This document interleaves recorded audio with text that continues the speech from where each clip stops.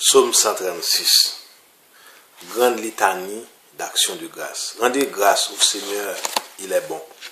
Éternel est son amour. Rendez grâce au Dieu des dieux. Éternel est son amour. Rendez grâce au Seigneur des seigneurs, éternel est son amour. Lui seul a fait de grandes merveilles, éternel est son amour. Lui qui fait les cieux avec sagesse, éternel est son amour. Qui a fait mis la terre sur les eaux, éternel est son amour. Lui qui a fait le grand luminaire, éternel est son amour.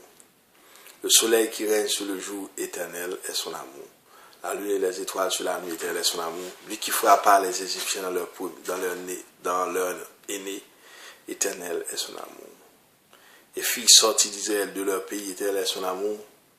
D'une main forte et d'un bras vigoureux, éternel est son amour. Lui qui fendit la mer rouge en deux parts, éternel est son amour. Et fit passer Israël au son milieu, éternel est son amour. Il rejetant Pharaon et ses armées, éternel est son amour. Lui qui mena son peuple au désert, éternel est son amour. Qui frappa des princes fameux, éternel est son amour. Il fit périr des rois redoutables, éternel est son amour. Séron, le roi des Amorites, éternel est son amour. Et Og, le roi de Bazan, éternel est son amour. Pour donner leur pays en héritage, éternel est son amour. En héritage à Israël, son serviteur, éternel est son amour. Il se souvient de nous, les humiliés, éternel est son amour. Il nous tira de la main des oppresseurs, éternel est son amour. À toute chair, il donne le pain, éternel est son amour. Rendez grâce au Seigneur, au Dieu du ciel, éternel est son amour. Le psaume 136, surnommé le Grand Hallel, consiste dans une longue litanie d'actions de grâce. On s'accorde pour le considérer comme un texte liturgique que l'on récitait lors de la Pâque, mais aussi aux grandes fêtes, la dédicace du temple, les tentes, etc. Il appartient aux gens littéraires des hymnes, c'est un hymne de louange, le chant Toda, classique qu'accompagnait souvent le sacrifice Toda. À l'exemple du psaume 135, il suit le schéma du credo d'Israël en invoquant les trois grands termes fondamentaux, la création, l'exode, la rédemption. Le don de la terre promise. En bref, le poème chante l'amour de Dieu, sa hazed, à l'œuvre dans le cosmos et dans l'histoire. La réunion de ces grands thèmes rendus possibles par l'expérience de l'exil nous amène à dater le psaume de l'époque post-exilienne. D'ailleurs, c'est à ces malheureux événements que font allusion les versets 23 et 24. Ajoutons aussi que la désignation de Yahvé comme Dieu du ciel rappelle la mentalité de l'époque et de domination perse de la Palestine, Exode 1er, verset 2, Exode 6, verset 10, Néhémie 1er, verset 4, etc. Si maintenant on fait précéder et suivre le credo d'Israël, verset 4 à 24, les deux invitations à la louange, verset 1 et 2, et versets 25 et 26, on a une excellente vue d'ensemble de la structure du psaume.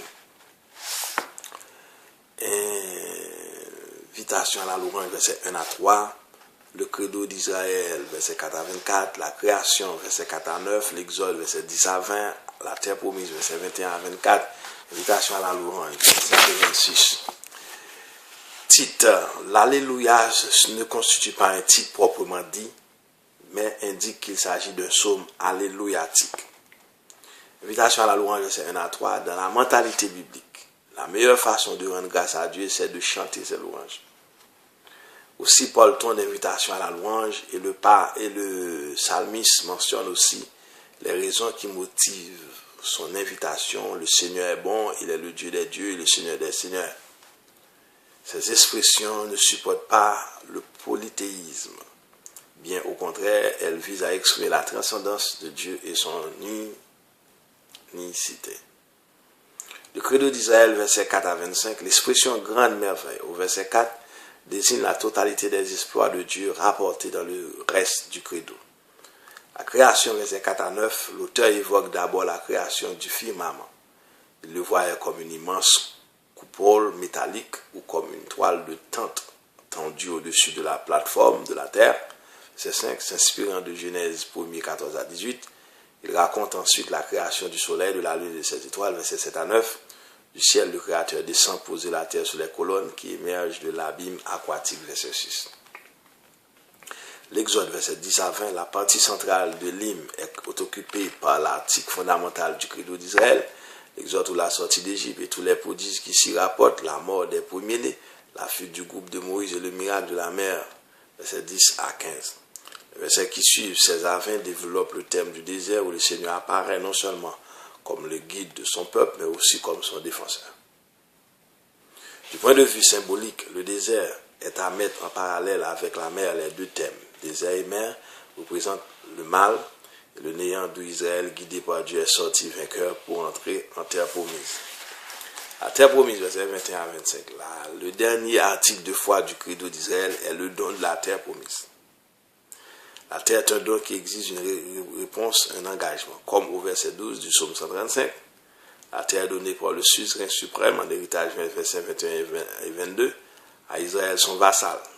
Il arriva bien sûr au vassal de connaître l'humiliation, mais même alors son suzerain est su se montrer magnanime. C'est le sens des versets 23 et 24 qui rappellent le retour de l'exil en vertu de la fidélité du Seigneur à l'alliance. Invitation à la louange, versets 25 et 26. Ces deux derniers versets s'élargissent en perspective universelle. Ce Dieu si bon ne se préoccupe même de nourrir tous les vivants, qu'il en soit loué à jamais. Le psaume 136 doit nous être cher à plus d'un titre, outre qu'il fut l'une des dernières prières que Jésus récite en compagnie de ses apôtres. Il nous rappelle que le Seigneur continue parmi nous son œuvre créatrice et rédemptrice davantage encore. Son Église réalise sous nos yeux des merveilles dont les prodiges de l'ancienne alliance n'étaient que la pâle figure vraiment éternelle et son amour. C'est le psaume 136. À très bientôt pour le psaume 137.